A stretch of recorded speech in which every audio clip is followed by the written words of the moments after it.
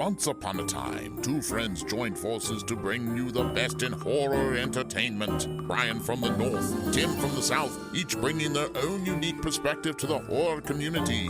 Movie reviews, Blu-ray releases, beer pairings, games, and more. Welcome to your new home for horror. This is Civil Gore. So Brian and I always love a good paranormal film, so we were excited to check out a screener for The Headmistress. With us to talk about it tonight are the directing team of Christopher A. Micklos and Jay Sapiro. So welcome to the show, guys. Thanks so much for having us. Appreciate it. Yes, we always like having filmmakers on to talk about making movies that we love, and so it's a real treat for you guys to come on and kind of get the word out about your movie. Before we get into it, though, I wanted to give you guys a chance to tell us a little bit about yourselves, how you met, how you got into filmmaking, that kind of thing. Well, Chris and I, we met in undergrad, and so we were in the same program, radio, TV, film, and then Chris went away to grad school. I went away to grad school, and we both ended up in Madison, Wisconsin. And after a couple of years, I had started a media firm with another person. And then shortly thereafter, we said, Chris, come on aboard and join that media firm with us. And that was about 25 years ago. So we've been working together for 25 years. I know, we're so old now. Wow. And at one point, a few years ago, we said, hey, we do this kind of stuff for a living. We love horror films. We love making videos and commercials and that, and said, why don't we try to make a film? And so Chris and I, and with our other business partner, Glenn Chung, we formed Three Tortured Minds, and we created our first film, The Nursery, and we had some success with that, enjoyed it, and we thought, well, why don't we do this again, maybe at a more elevated level, kick it up a notch, and that's exactly what we did with The Headmistress. Awesome. Nice. Yeah, I love that. I love the name of that, The Three Tortured Minds. That's so great. We are Three Tortured Minds. Yes. Perfect for getting into horror films. I'll tell you, Yes, definitely. Exactly. Yeah. So we want to get into Headmistress here. So I guess, Christopher, you did the writing on this. So, I mean, you might be able to speak on this first. So where did the idea come from?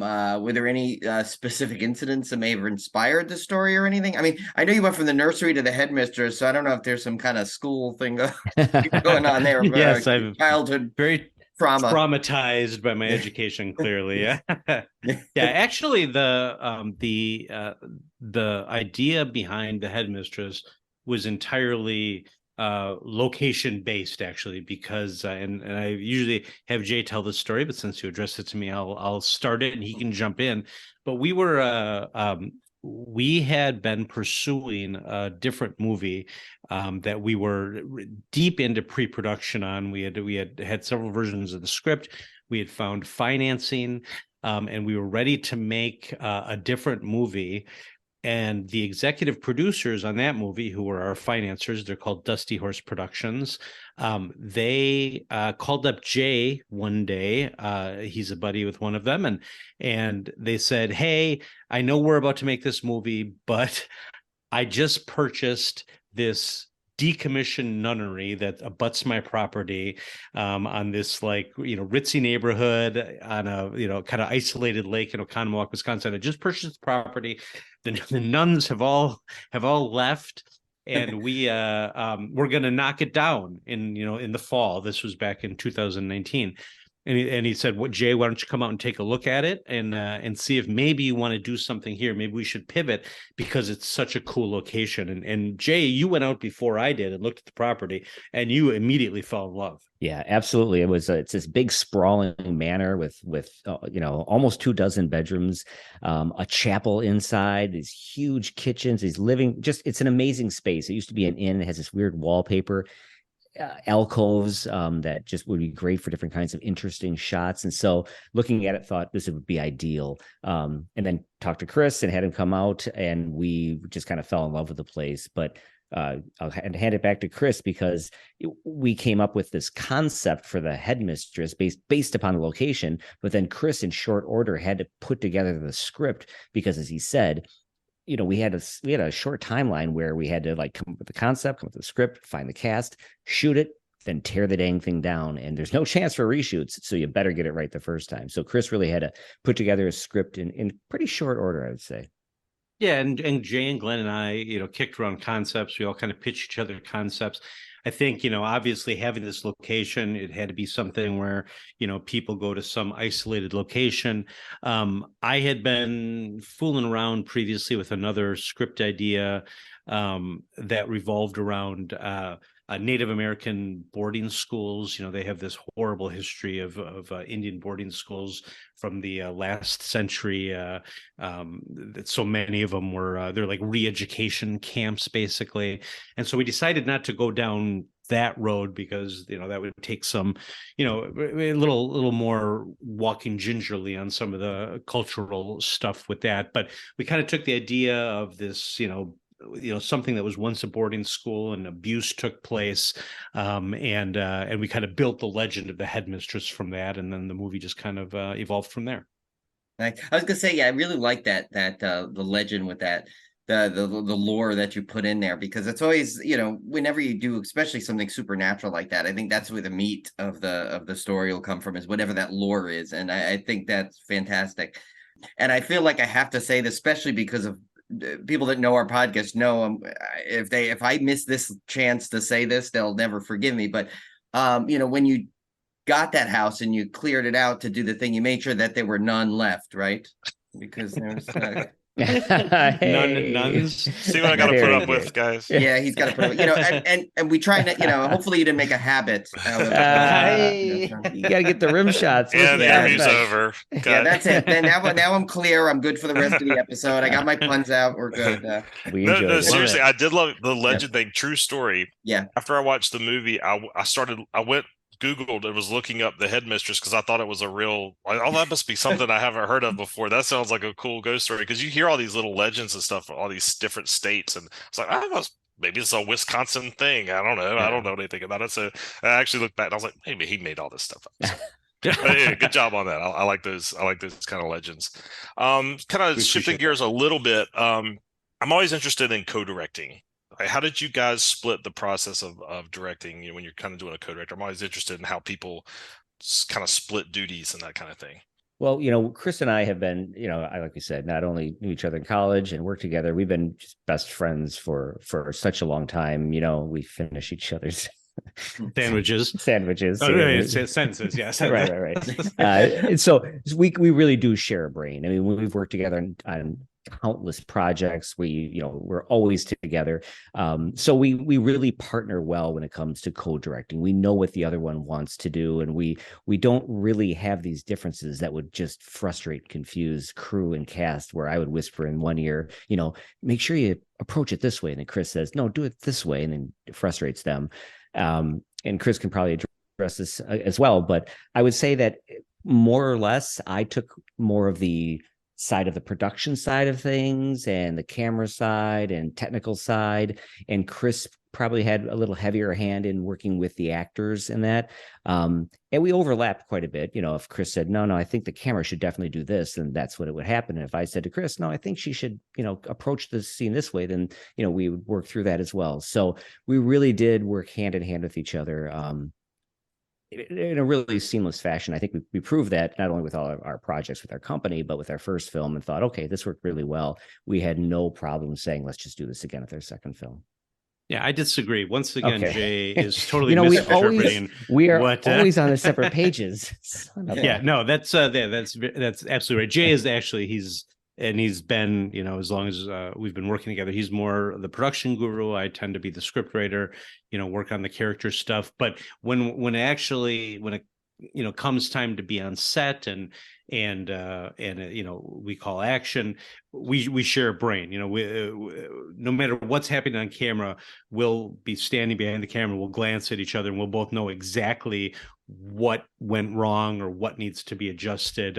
We can talk in a little bit of code to each other, and it is it's a little, I guess that's whatever it has been, a 30-year relationship ends up the fruits of that are that you can kind of know what the other one's thinking and work together. And we've always just had that kind of I have that kind of working relationship, which made it seamless. I can think of one maybe moment, not even on this project, but on the nursery, where we had a relatively significant disagreement on how to approach something. But I mean, a significant disagreement means, hey, what do you think? Should we? Oh, okay, that's fine. Let's do it that way then. That's about as heated as we get on set. Yeah, because I was gonna say, you would think someone who's maybe not familiar with that, like they would come in and say, "Wow, two directors," and they almost subconsciously will look for like some kind of possible tonal shift or some kind of different shift in the movie. But this was seamless. I don't know, you guys even split scenes at one point, but it was really like seamless the whole way through. It had one consistent. It seemed like a consistent vision, and you stuck with it, which was great. So, we really appreciate that. Yeah, we do, because I'll say that because sometimes there was times when I had to step away from the set completely, and Chris would take a scene and just do it on his own. And it happened the same thing with me. Chris had to take a call or do something with family, and I took care of a scene. And as the editor on the film, I was a little worried when I go in and edit together, and Chris, of course, was there with me to say, oh, you know what? You can kind of feel the difference when we're just doing it solo, but that was not the case. I'm happy to hear you say that, because it really, to us, felt that way, but we're pretty close to the film. And actually, I want to tag something onto that question that you brought that up. Actually, is interesting because I know Tim and I have said this when we actually are very similar when we do things. Like we joked about it, how we're trying to do our own little writing projects, or historically when we used to do stuff for school, we would almost we'd never realize you could do like a second draft of something or go through. And so we'd almost self-edit the way through. So as you're directing, if you knew you were going to edit this, did you ever find that as a challenge where you're already kind of editing it in your head, or you're just going to be like, let's film it, and then I'm going to put on my editing hat after, kind of thing? Or do you have that constantly going the whole time? Well, Chris and I met and planned this out pretty well together ahead of time. So I think we both saw the edit pretty clearly when we were in production. The only time that you think about the edit, at least in my case, is when our DP would say, note to editor, this scene is underlit, but we have to keep moving on. And, so I just okay, now I realize that we are going to have to really be working because I colored the film as well, that this is going to be a bit of a task for the scene, because we are definitely underlit, but we did not have time for reshoots. We did not have time to go longer days than needed, because again, we just had a finite amount of time. And we should note that Chris and I stayed at the Nunnery with the cast for about a week and a half. So we only had them for a certain amount of time. We stayed there with them, and we got what we would get. But to answer your question, the edit was always in mind, but Chris and I planned it out, I think, so well together ahead of time. We knew generally what it was going to look like in post as we were shooting it. Oh, okay, cool. So this is funny because you touched on this earlier too, and this was a question that and something that Tim and I bring up a lot, that we always feel like sometimes a really good location or a really good set piece almost becomes a character in the film itself. And from when you told us that literally this was one of the impetuses of this film on how you came up with that. So what can you tell us? I know you touched on some of the houses, some of the inspirations that made the film, but were there any things that you kind of changed along the way because you're like, okay, no, this is just too good. We got to incorporate this specific piece of the house, or we need to make sure that this is a major sequence. Because I have to say the sequence in that little chapel part at the end, towards the end, without giving a spoiler for those who haven't seen it, very creepy. Reminded me of another horror film that one of my favorites was Evil Speak, where it had that. I don't know if you've seen that, but there's an ending, a creepy scene in a chapel at the end. So chapels are always kind of creepy when they're used properly in horror films. So anyway, sorry, I rambled on, but anyway, but is there anything that you could say, basically, what anything changed or midway through or something when you actually started to film in that house that you felt, okay, we got to incorporate this into the film? I think not so much, only because the property was the starting point, right? We decided we were going to shoot there. We spent time there. We walked around. We took, hundreds of pictures. We looked at every nook and cranny, and then built the script about that. So if we wanted to go into the attic, which we did, which we made into, the sewing room as part of the legend, that was incorporated into the script. We were going to do that. If we wanted to go into the cellar, which is this amazing, dripping, horrible place. If we want to do that, we wrote it into the script. So everything was written into the script. But I will comment on, you talking about the location being a character, and I'm sure Jay will want to say something about this. That was something that he always talked about right from the beginning. That was like a priority. I know for him, and it became a priority for the rest of us as well.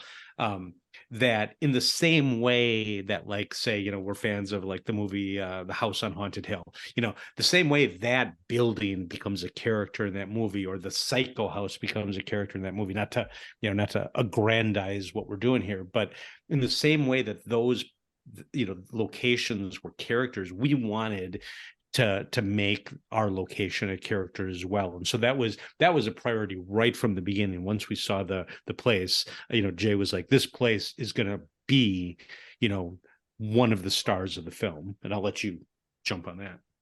Yeah, and I think, and Chris is being generous. I did think that, but I really think, as always, we shared a brain. I think that as soon as maybe I said it, if I would have said it, Chris would have said it 3 seconds later, just nodded. And we made that clear that, knowing that horror movies, it has to be about the villain and it has to be about the characters. But when you have a set like that, it just has to become, just an equal character with all the other actors that are there. And we try to do that by the way we would come back to it with establishing shots, the way we had to kind of talk through whispers that are coming through, and just the personalities of the rooms where the characters are staying. I mean, we just try to tie all that together so that it all just kind of, hopefully for the viewer, for the audience, fit together in the right way to think, oh my gosh, this thing is just as much a part of the film as Dex or Pete or any one of the characters. Well, yeah, I mean, like if you look at the movie like The Shining, right? I mean, that hotel, it's like that has so many, influences on what's going on in that movie. And I kind of got a little bit of that vibe in there, I don't know if that was intentional or subtle or subconscious, but yeah, there's definitely that. I think they even said, when there is, without spoiling it, there was a sequence where she's telling stories about what happened previously, and there's almost like a thing saying, oh, well, a family did this, and I'm like, oh, that kind of sounds a little familiar. So yeah, that was kind of neat. But yeah, I think you guys did an amazing job of making that hotel or house, or now that I know it's a nunnery in real life, but in the movie, it was a hotel. That I thought was fantastic use of that, because there were a lot of cool shots of the hallways and and it felt very oppressive, didn't it? Like to me, it felt very claustrophobic at times, in a good way. That's what you kind of want in a horror movie. You want to be unnerved. So yeah, I agree with Brian. It definitely had that feel of kind of suffocating at times, which is actually that's a positive in this. In this light. Yes, for sure. You always want to be a little on edge. I think I love when you hear about these directors that do all these little psychological tricks to unnerve the audience. It's all subtle stuff that you don't really notice, but it's kind of works at the subconscious level. So speaking of spooky places and houses and things, I'm going to put you guys on the spot a little bit, and there's no judgment here. You've done 2 kind of supernatural films. What are your beliefs? So do you believe in any of these ghost or paranormal things? And again, no judgment. I'm more the skeptical guy. Brian's more the believer. So you're either way you answer, you're in good company here. Yeah. I don't know if I say I believe in ghosts necessarily. I mean, we tell the story that when we stayed there, though, I'll say this, that when we did stay overnight, that in my bedroom, there was a brooch that was basically pinned into the wall. I don't know why a nun or somebody left it there. And my door was always locked because I had all the media and I check it at night and I want to make sure no problems could happen. But as we shot the film, that brooch moved across the wall. And I was sure that it was a cast or crew or somebody playing a joke on me, although, like I said, the door was locked and no one would admit to it. But all that to say, I'll go back to my starting point that I'm not a believer in ghosts, but there is that story. But Chris, I don't know if I even ever asked you. How about you? You a big believer in ghosts? No, I didn't move the brooch, if that's what you're asking. Yeah. No, that wasn't me. You might.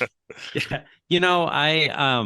So I grew up, I wouldn't say in a religious household, but, church was an important part of what we did. And I was an altar boy and all that sort of thing. And then as I got older, I've become, more agnostic. But to me, that is part of the appeal of horror movies, because even though I'm not really a believer, I always have felt that that horror movies, especially anything supernatural, whether it be a vampire, whether it be ghosts or anything like that, especially like something like demonic or with the devil, it's almost like it taps into that part of you that wants to believe in things, even if you don't. Because if that bad stuff can exist, if there's vampires, if there's something supernatural, then there must be something good as well. There's always the other side of the coin. And so even though I don't consciously, or if you ask me if I think that there's ghosts walking around, I would say no.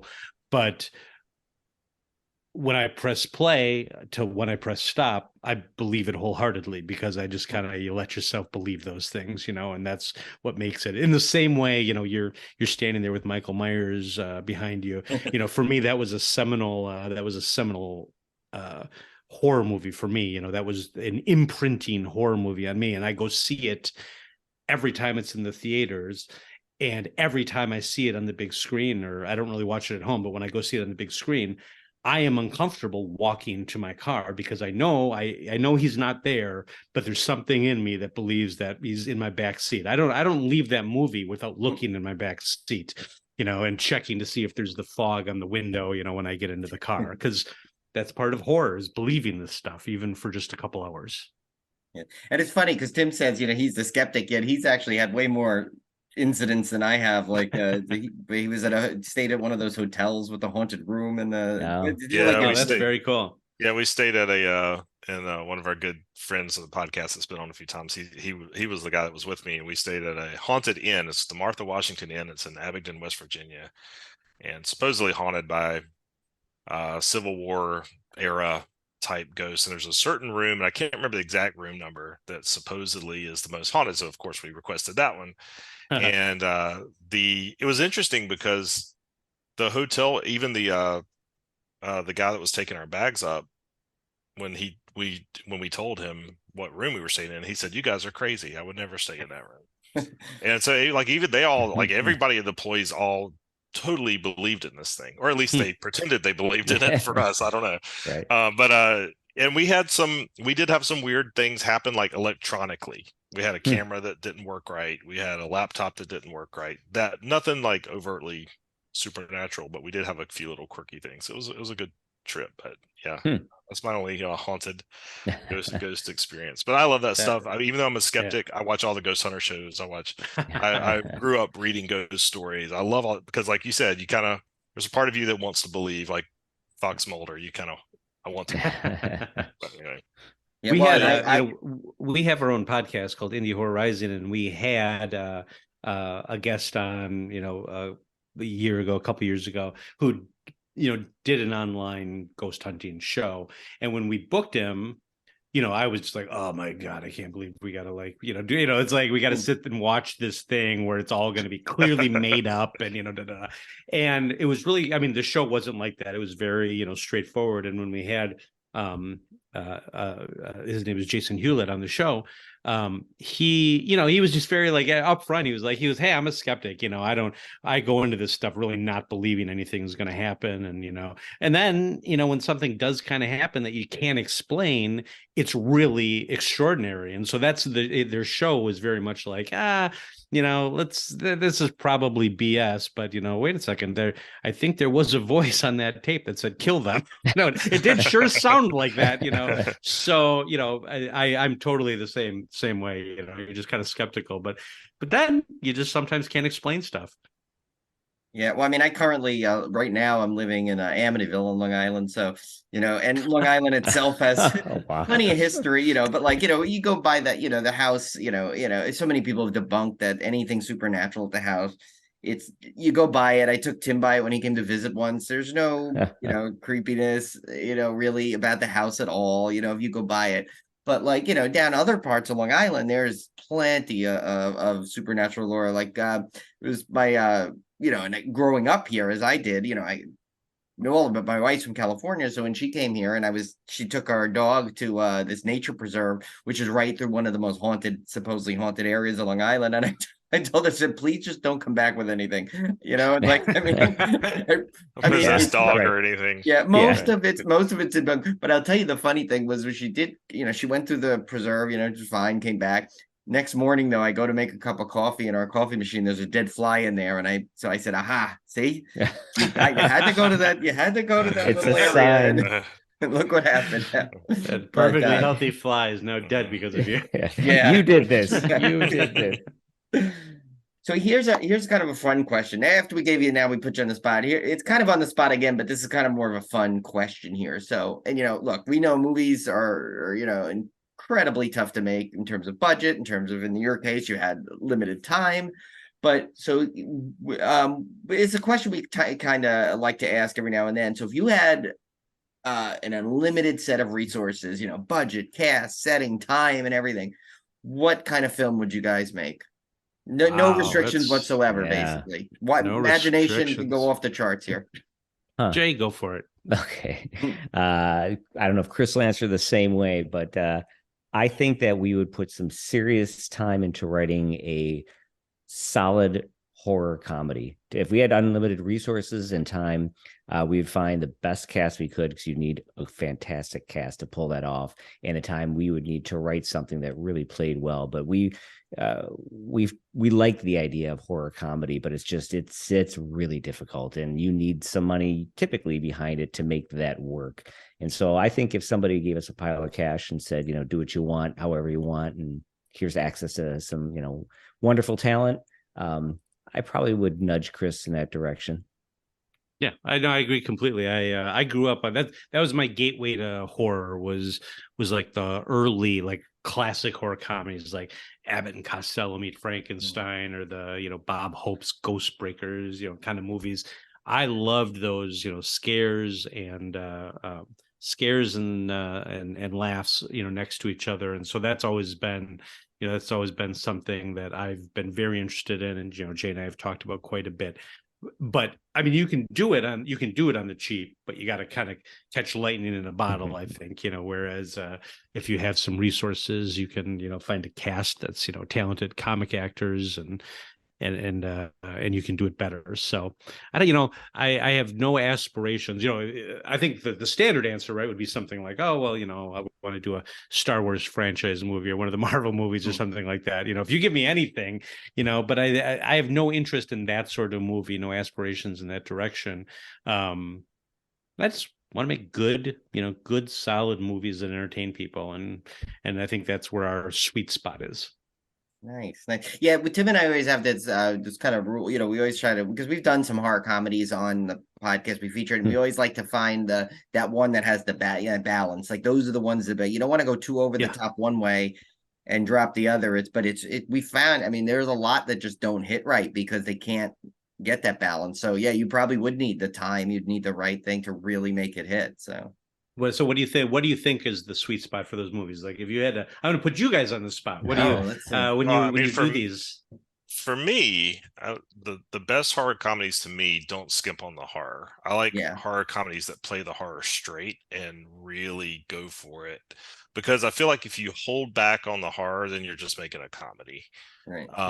But at the same time, I'm trying to think of something like Tucker and Dale versus Evil is one of my favorite horror comedies of all time. Our Deadstream recently was really good. Deadstream was really good. Because that didn't hold back on the horror at all, but yet it had this comedic tone throughout. By the main character was this YouTuber guy that had to do dares and everything, and he's just getting scared. It was almost like Bert the Conqueror stays at a haunted house, kind of something like that. And it was so over the top comedy, but also had a ton of gore and horror in it too. And I was like, this is hit the spot. That's the kind I like, where it doesn't skimp on either one of them, but it doesn't go too much on either one of them. I think that's the key to me. The biggest ingredient would be, don't pull back on the horror. If you can go full bore on the horror, but also make it funny, that's your sweet spot right there. Because I mean, if you think about that, any kind of, even if you're in a like in real life, some kind of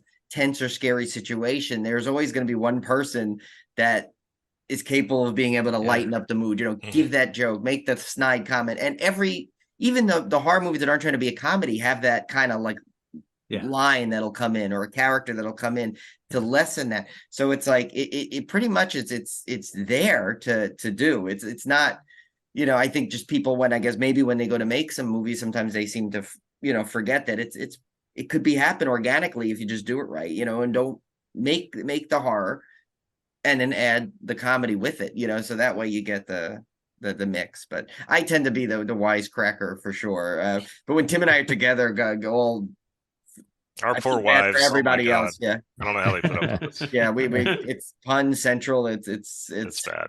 we can't let anything get by without a comment, But, You said our poor wives, but I heard our four wives. And I was thinking, wait a second, I got to figure this out. I'm not quite sure what he's talking about. No, poor. And I wonder if they text only each one other woman. secretly. Only one woman can put up with me. Trust me. Yeah. Okay. Yeah. Same here. And we wonder if they, we know they text each other, but we don't know how often they secretly text each other about like, oh God, you hear what he said this time? So. Yeah.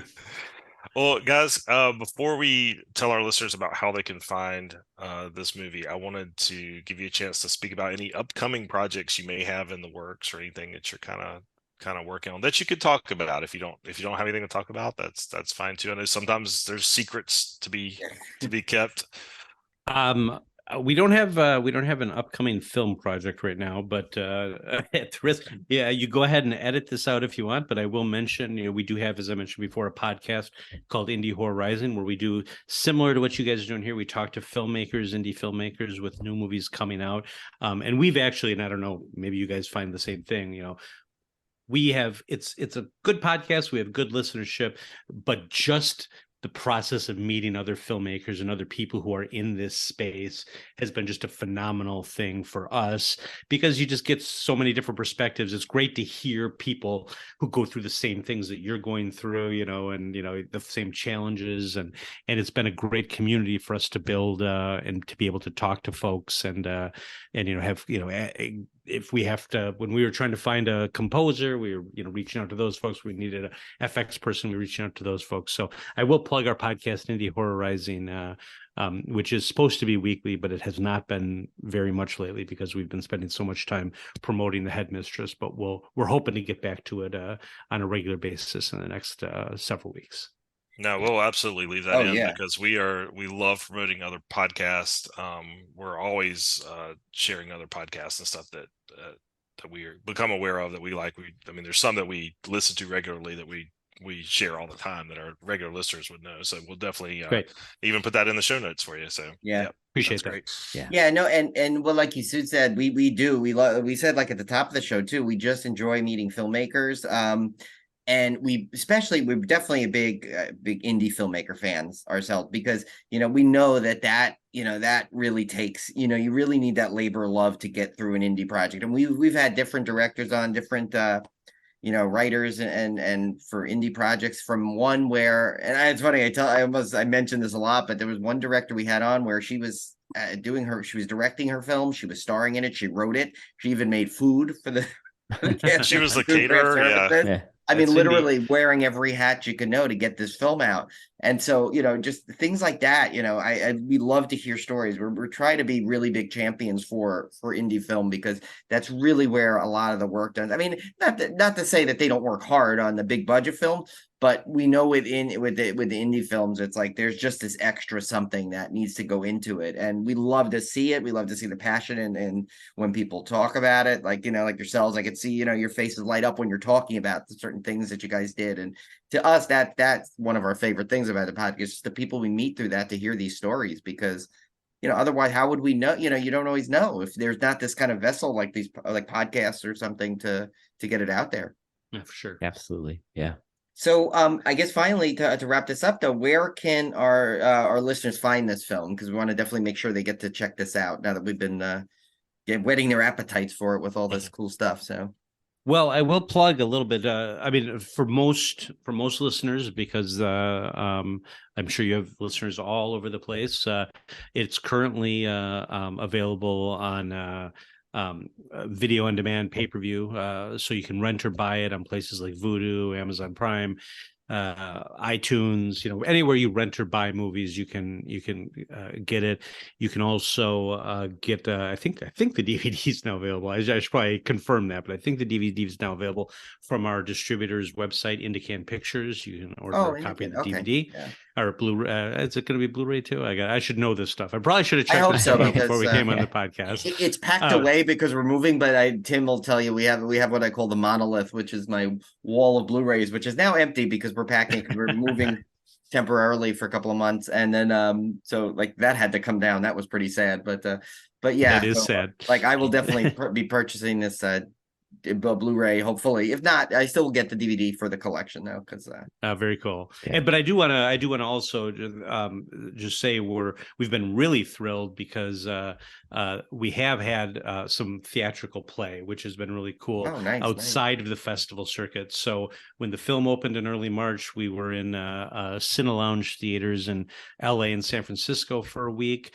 And then more recently, right now, Marcus Theaters, which have a lot of Midwest theaters, and they're actually the fifth largest chain in the country. They've started to put us into some of their theaters. So this week we've been actually playing at the theaters in our hometown. Jay and I did an opening night thing on Friday, which was fantastic.